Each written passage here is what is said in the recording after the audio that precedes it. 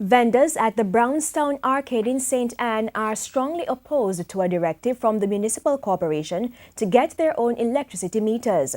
TVJ's Shamela Pullen has their story and a response from the local authority. Over 30 vendors operate out of the Brownstown Arcade in St. Anne.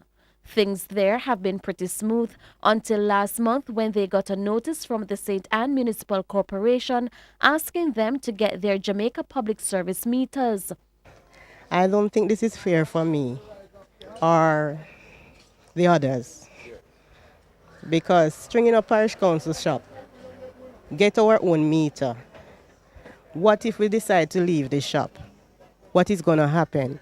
They also argued that a public health crisis is looming. Each time I go to them, they promise to come and sort it out for me. They send someone to measure it.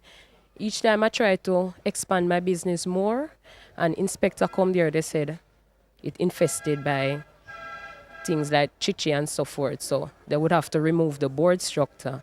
Until now, no one has come to remove those boards or change it. The vendors say the communication from the Municipal Corporation is poor. They should come and have a meeting with us and tell us what is the problem, and we take it from there. And then they should tell us if they want us to pay a flat rate of light bill, or if they are going to string the shop and give it to us, or whatever they're planning to do. But we are not going to go ahead and string parish council shop. I think that is wrong. But Chairman of the Commercial Services Committee at the St. Anne Municipal Corporation, Councillor Ian Isaacs, says each month it costs the corporation millions of dollars in electricity fees.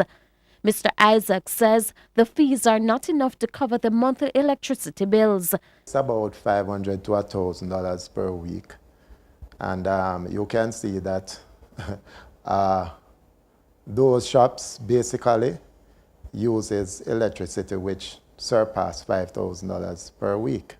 So we are looking at persons to be our tenants, as we would call them, to be more reasonable in their thinking that certainly we cannot operate, we cannot continue to operate like that. Shamela Pullen, TVJ News.